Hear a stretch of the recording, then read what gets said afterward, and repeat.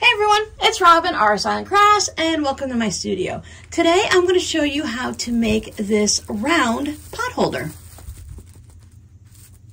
I think this could be very beginner friendly. You may just need to take it a little bit slow on a couple of the steps, but it's a great project. There's different things that you can practice on. There's going to be some places where you're going to need to do some quilting, and I'm going to show you how to put some bias binding on.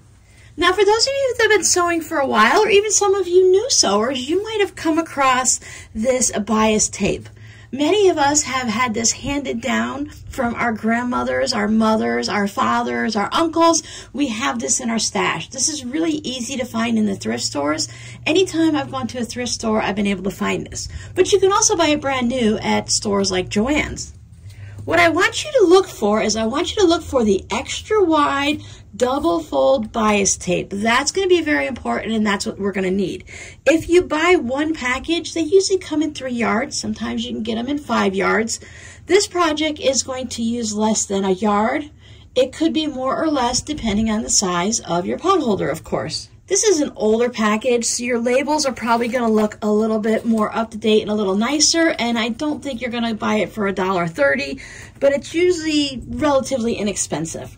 Now this one says single fold bias tape, and it's not super wide, but it's not too narrow. It can come very, very narrow.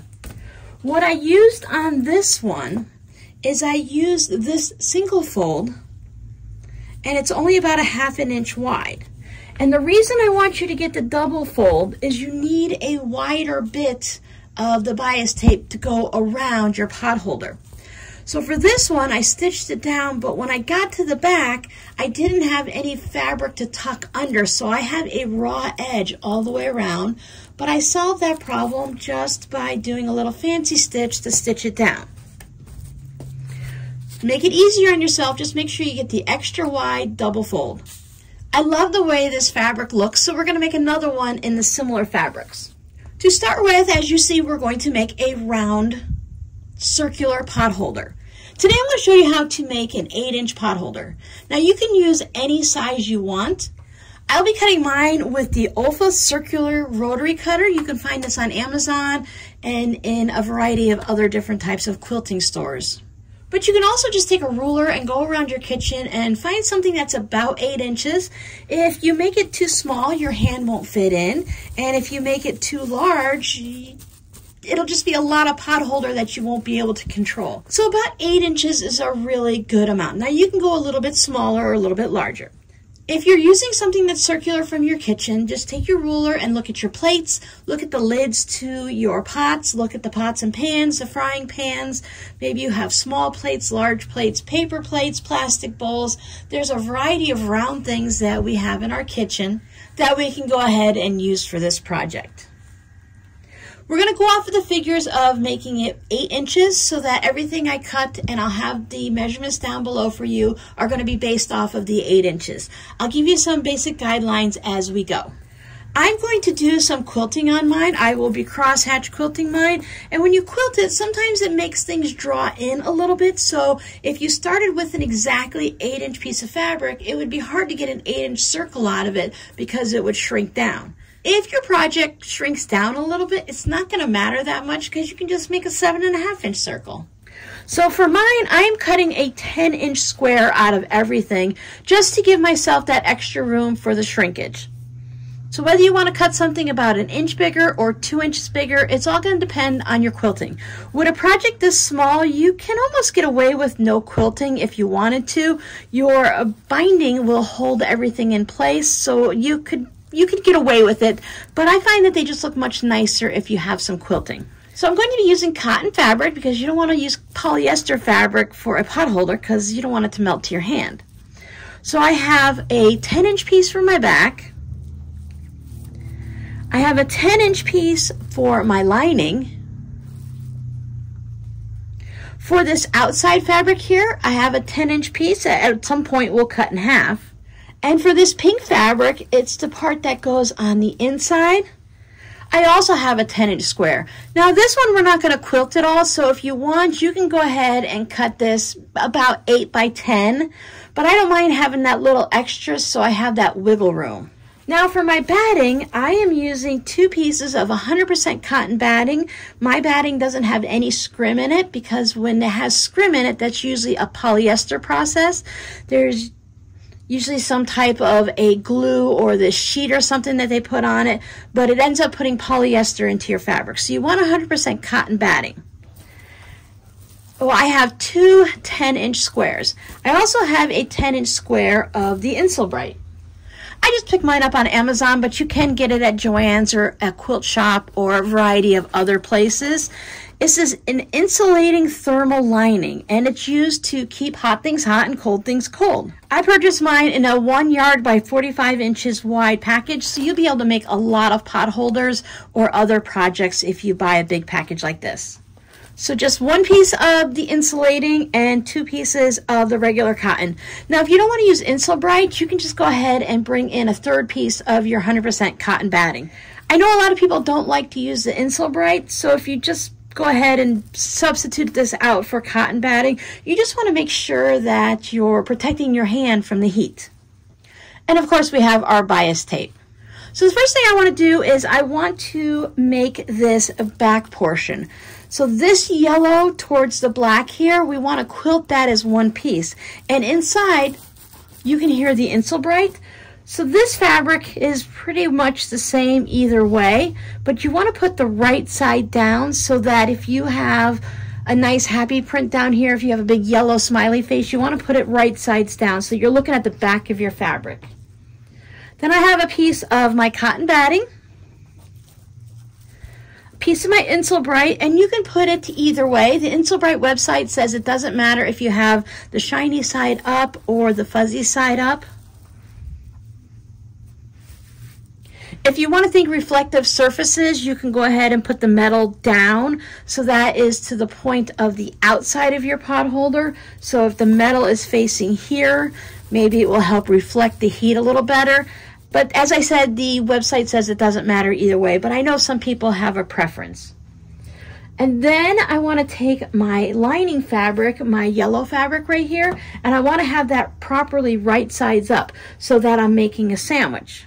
I'm going to add a few pins into mine just to hold it into place. And then you go ahead and quilt it as desired. If you want, you can just do a couple of straight lines going in one direction. I like to quilt mine on the diagonal and then cross hatch it the other way. If you want to practice some of your free motion quilting, you can do that. Remember, you are going through 2 layers, so it could be a little bit hard to move it through. You might need to slow down a little bit just to make sure you're getting your stitching done right. So I'll go ahead and quilt this up and then we'll move on to the next step. So here's my back piece quilted. I wear my quilting gloves. These are just basic Fons and Porter ones. You pick them up on Amazon or they have them at Joann's. But I also want to quilt this piece. And the difference with this one, this time we made a sandwich between 2 pieces of fabric.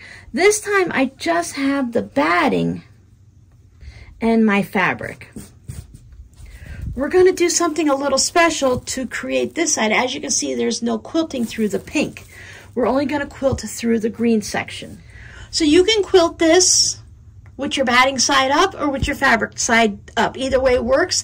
I like to do the batting side up just so I can keep an eye on it and to make sure the feed dogs aren't like grabbing the fuzzies and keeping extra fuzzies down into my machine and pulling on it or anything. This also allows you to make marks right on the batting if you need to. It's maybe some type of an erasable heat erase or air erase type of marker. So here are my 2 quilted pieces. I have my sandwich for the back, and then I have this part that's going to create these 2 pockets. I'll set those 2 aside for a moment, and I want to cut my circle out of this fabric.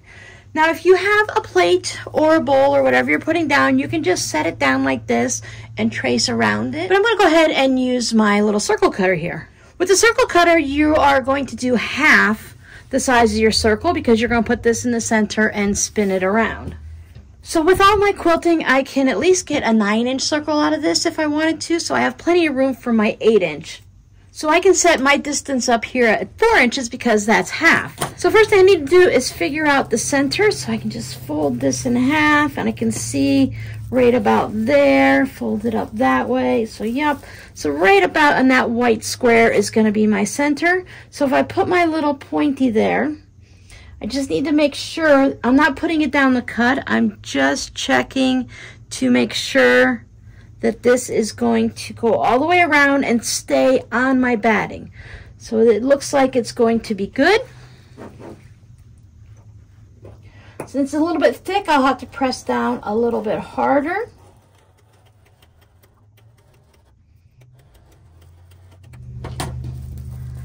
And there I have my perfect circle. If you're going to be making multiple of these, you can look at this and say, okay, did I have a lot of waste? Well, I didn't have a lot of waste here to here and not here to here. It's just these corners that end up having that extra bit of waste. And I don't know if there's much you can do about that unless you cut a larger circle and then cut a smaller circle out of it. I've watched a few videos and some of them will start out with their 8-inch circle. They'll cut all their pieces to size and then quilt it. But I find it is a little bit harder to quilt a circle and to make sure everything stays lined up and nice by putting it into a square and then cutting out my circle. It just works better. You can always find a way to use up these little extra bits. You could also draw your circle on with maybe a Frixion pen or water-soluble pen, so you keep your quilting within that circle, and then maybe you can cut a little square out and save that. So out of that, you could probably get a 2-inch square if you want to save that and put it into your scraps. For me, I'd have to remove all of that quilting and everything like that to save the fabric. And for this project, I'm not going to be making dozens of them. I'm willing to go ahead and just toss this. And now I have my other piece that's just like this. Since I know the size, you can just set that down and again trace around this one so you can have it the same size as this. So I put my little pin, just double check. By making it larger, then I have a good chance of making sure that I'm staying on the batting. Cut it out. And there we go. Before I do anything else, I'm going to put the cover on that little point. And then you have a little safety here. You just slide that down and it covers the blade. Hopefully that will keep me from slicing my finger or poking myself. Now for this one, we want to have it split in half, so I'm just going to take this piece and I'm going to cut it in half. You can fold it and find your halfway point that way. If you don't get it perfectly cut in half, it's going to be okay. So as you see, I left a little space in between mine, so we do have a little fudge room. You can pre-cut a circle out of this now if you'd like, now that we know our circle size, or you can just go ahead and cut it this way. I've done it both ways now, and I think it works just fine either way. Some people don't like to work with a square or a rectangle when they're working with a circle, but this way I can line it up and make sure I'm going to use the most of it, because I want to take this over to my sewing machine and I want to place these two fabrics right sides together and then stitch a 1/4 inch seam. So if I do it this way, I can save that bit of fabric there for my scraps. You can pop a couple pins in it to hold it in place, use some clips, or just hold it when you go to sew it. Don't trim anything off yet because we want that extra fabric there. I'll show you what it does in a minute. So once you have it sewed on, I have it on both of them now. I want to take this over to my iron and I want to press my fabric up and away from my main green fabric here. I will do that on both of them, of course. And once I get that, I'm going to flip it over and just bring this fabric back over this way.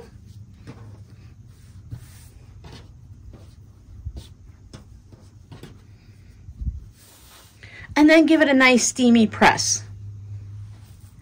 Now this one I just left that as is, but for this one I think I'm going to go ahead and just stitch right in the ditch right along there. You could put a fancy stitch in, or you can just leave it with no stitching. By making two of those, I can see what it looks like without the stitching and then see what it looks like with the stitching and see which one I prefer. I went ahead and added a little fancy stitch. My machine has some fancy stitches on them. Why not use them? A lot of times I just let them sit there, and you could have 20 or 50 of them, or you can just have the straight stitch and the zigzag. It's nice just to use something a little different every now and then. So even if yours just has a straight stitch, you can use that or you can skip it. You can put some pins in it and pick it up and cut it with a pair of scissors, or you can just carefully with your rotary cutter, make sure it doesn't move because you don't want this to shift up and have a short lining.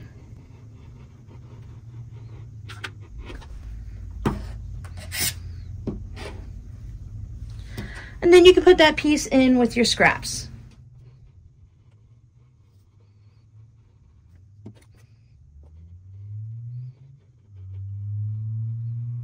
So now we have our main pieces.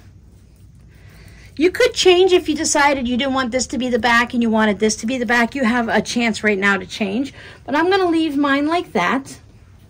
And you can see where this one, I left it open all the way. I wanted to see how that would work. A lot of times they have it kind of crossed, almost like you'd see the wings on a ladybug. And I wasn't sure if that was something that was necessary and helpful. So I found this one, it's nice to be able to get your hands in, but I keep finding myself having to go like this to close it. So I want to see what happens that if I leave these close to the top, but I open it just a little bit on the bottom, I want to see what that's going to do. Now you can use pins or clips, because what I want to do at this point is I want to stitch all the way around just to hold this in place. I'm not going to be able to do it from the top because I've now changed the way this looks. So with these touching each other right there, I'm just going to put a clip in. I'll put a clip here and on this side, and I want to show you from the back so you can see that we have this pink extra overlapping. So I'm using these longer clips so that when they go through they reach both of them. Now you could go ahead and trim this right now, but I'm afraid that something might shift on me. So I'm going to take this over to my sewing machine and less than 1/4 of an inch, just a little holding stitch, about 1/8 of an inch from the edge. I'm just going to stitch all the way around, holding all of these pieces in place. There you can see my stitching there, it's extra wide, but here is the main circle, and I just want to trim all of this pink stuff off so that everything is nice and even.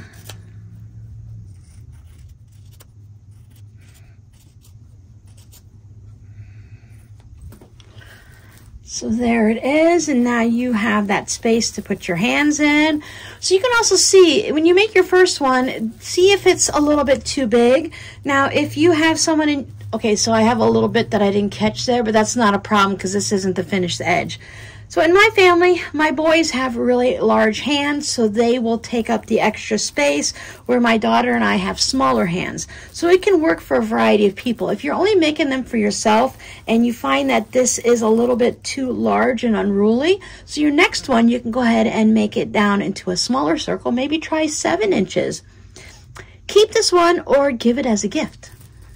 Now we'll go ahead and add the bias tape. So for those of you who have already made a quilt and have used binding or on a binding on another project, this could be really easy for you. It's something you're used to. When putting binding on a circle, you need to use bias tape because it has to be able to smoothly stretch and go around that corner. If we use our regular binding where we just cut strips off of, say, a fat quarter or yardage, that would leave puckers and tucks. We wouldn't be able to smoothly go around the corner. If you want to use that type of binding, then you're better off making a square pot holder, and you can still make it with the opening and do it the same way we did here. You would just make a square version. So if you look at this with our double fold binding, you can see that there's this one spot right here where the back of this is just a little bit wider than the front. And that allows you to put this on just like this without opening up anything. You leave it folded. And if you stitch just 1/8 of an inch along here, it'll catch on here, and it'll also catch on the back. But we're not going to be stitching it that way. We're going to take this shorter side and open it up, and we're going to place it onto the front of our project. I like to leave a little bit in the beginning. With this project right here, that is the first time that I've used the prepared bias tape that you purchase at a store. I've purchased it many times and I've tried using it, but I can't remember ever being successful in the beginning of my sewing career. So when I was doing that, I can never remember if I need to fold the first piece or fold the second piece. Now I believe I need to fold this piece so that when I come around with this one, I tuck it in and it goes like that. So I second guess myself a dozen times. So what I do is, instead of starting right here at the beginning, I went down a couple of inches, and that leaves me room that if I need to fold this, I can. And if I don't need to, I can just stitch over it. Saves me any trouble of using the seam ripper. So I'm just going to open this up, follow it along, and put some clips in it, or if you want, you can just take it to the sewing machine and hold it in place as you go. And that's what I generally do. So I'm going to take this over, and with a 1/4 inch seam allowance, and since it's a little bit thick, I'll go with a 2.5 stitch length, and I will just stitch all along here. And when I get back to this area, I'll show you what it looks like. So here it is, all stitched down. And I'm coming back to the beginning, and this is where I have to think on how I want to do this. So if I bring this one around, I can tuck it underneath here so that when this folds over, it'll cover up that raw seam, which, as I thought in the beginning, that I need to fold this, give that a little bit of a crease, so that when this comes over, it's a little hard when you still have all of this bit on, but I didn't want to cut it ahead of time in case I cut it too short. So then I can bring this over, and so here's my fold, and I will just bring this over past that fold, and when I get to it, I can trim this off with the scissors and then continue stitching to there. When we do things for the first couple of times and we're learning, it's okay to question ourselves. We don't have the muscle memory. We haven't done it several times to figure out the process. I know that I don't like to seam rip things because sometimes I could damage this that I've worked hard to make all of this. I don't want to ruin all of this and have to start over. If I were to damage my bias binding, it's not a crisis because I do have more, but what if I didn't have more? So it's okay to leave that little gap and then to figure it out when I get there. So I have this folded over and I have this coming here. So when my next step would be, when I get ready to sew this, is I'm going to bring this all the way around to the back so that I can stitch it in place. Now, as you can see, I have just a really small amount on the front and a larger amount on the back. You can see that fold, and that's because I chose to do the 1/4 inch instead of the 3/8 of an inch and following right on that little seam. You can also go through and follow right on that seam, and if you did the 1/4 inch and decide you didn't like it, you can go back and just make another stitch line right along there. Nobody's going to see it and nobody's going to know. Having the ability to do the 1/4 inch, if your fabric right here is thicker than mine, when you go to fold it over, you'll have plenty of space within here to do it. To be honest, after this mishap, I was a little concerned that I was going to have enough room. So when you make your first one, if you don't like it at the 1/4 inch, go ahead to 3/8. Really, it will depend on how wide your binding is. You can always do a test piece, stitch just a little bit, fold it over, and see what it looks like. So mine's going to have a little bit extra on the backing. I don't see where that's going to be a huge deal. It's going to be on the back of it. I have just a little bit of a white accent on the front. If you want more of the white on the front, then you will take a wider seam. Now, before we bring this around and stitch it to the back, we are having a circular shape here. And whenever we do something circular, we want to put little nips into it. I have a nice sharp tipped pair of scissors. I'm going to very carefully, now my bias binding just wants to fold up on itself. I'm not going to worry about that. It's really thin, but this part right here is really thick. So I just want to take a little nip all the way around, about a ½ an inch or so, and I just want to release that fabric so as it's going around it can bend. Now if you don't do it, it's not a crisis, but what happens, can you see how these edges just kind of cup up a little bit? So there's tension in the fabric. When you put these little nips into it, you release that tension and it allows this circular curve of it to twist and turn and move as it needs to. So I have all of my snips and I bring this fabric around, making sure that one bit stays folded under because we want that nice clean edge. You can take it over and give it a nice little press if you'd like, just to make sure everything is laying nice and flat. So there is our little seam there. Now that's something we need to look at on the back. Everything is going to lay nice and flat. As we're stitching around here, we're just going to stitch 1/8 of an inch. Stick with about the 2.0, 2.5 is perfectly fine on our stitch length. And this is the only area we're going to want to smooth out and make sure everything is laying down nice and neat.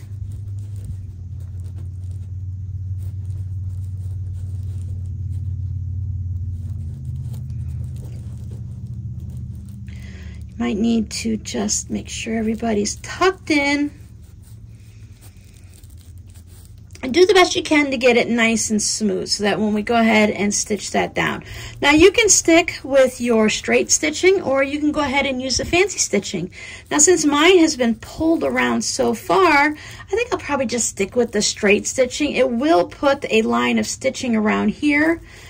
But again, we are learning with every one we make. Now, if you're just starting out with this and you think, wow, Robin's been sewing for a while and she has a YouTube channel and she should know everything and do it perfectly, I want to show you when I have struggles and when I make mistakes, what I do to fix them. This one, I think, to fix this one, because I'm going to have a lot back here, I think I will unfold it back to the front. Because when I fold it this way and I do that top stitching, it's going to put the stitch line way here, and I don't really think I'm going to like that very much. So I'm going to come back here and I'm going to take a wider stitch around here, and I'm going to do more of the 3/8, and just that little extra bit, I want to see what it looks like. I can just stitch from here to here and then fold that around and see what that looks like.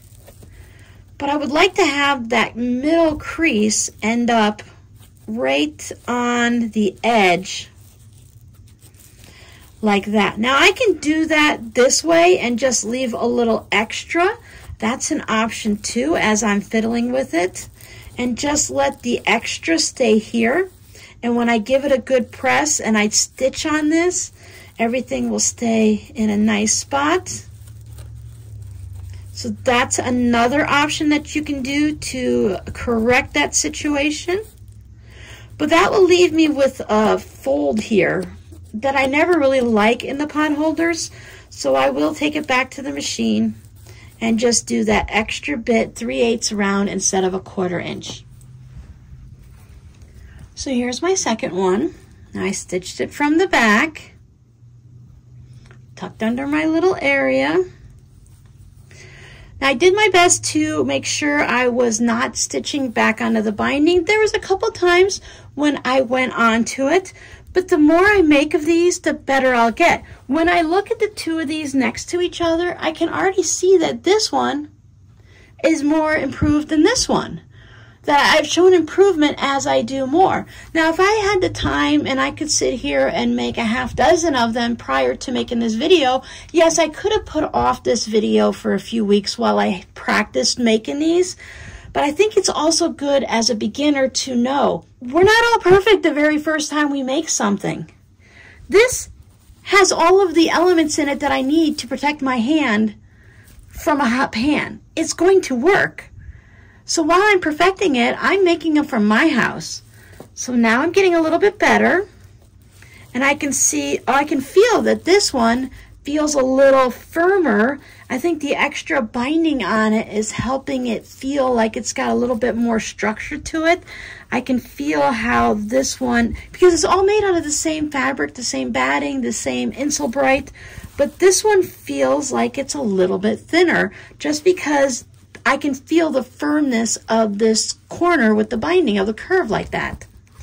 Now, if you're like me and you put your hand in the oven and you tend to hit the oven rack above it, you can put a second piece of batting here instead of just the one, because that one, while it's going to protect you, you might want a little extra cushioning and a little extra heat resistant, or you can use Insulbright here, just one layer versus the cotton batting. Totally up to you. You can change it any way you want. I like a round hot pad. I also like a round pot holder, and I don't necessarily need to have the fancy little hand holders here. I don't mind just taking a round one like this and folding it and grabbing it like that. So you can always skip this layer completely and just make some round ones with your patchwork from a leftover quilt block, or your scraps. You can make a quilt as you go piece for it, or you can make them like this. And how cute is those little gingham bits with the yellows and the greens and the pinks? This technique is a great way to give you that look of the binding without putting any binding, because we could have taken this white binding and put it right down there also, but that pink giving that contrast is very cute. So I hope you've learned something in this video, and for those of you that are experienced putting on the pre-made bias binding, if you'd like, you can leave us a nice comment down below and let us know what we can do, any little tips and tricks that we need to know to improve it. Or is it just something like most of the things I work on, it just takes time and it takes practice, because if I'm perfect on the very first one, then I'm really lucky, and chances are on the third one, I'm going to make several mistakes. It's what we do with those mistakes and how we react to them and how we fix them. We can have a big old hissy fit and say, that's it, I'm not sewing anymore, I hate it, sell the sewing machine, give it away, put it in the trash, I don't want it. Or we can say, wait, hold on. I fixed my mistake here by just making a fancy stitch on it. It's still going to work as a pot holder. I might not want to give this away as a gift, although I think I really could get away with it if it was held on nicely and your stitches really hold it in place. I think it would still work as a gift. And this one is much improved. I have this little bit of a lumpity bumpity there that I'd like to work on and improve, so I don't have that. But that's as simple as the fact of making sure I have this pulled down all the way. Make sure everything is stitched nicely so that I don't stitch onto my binding there at all.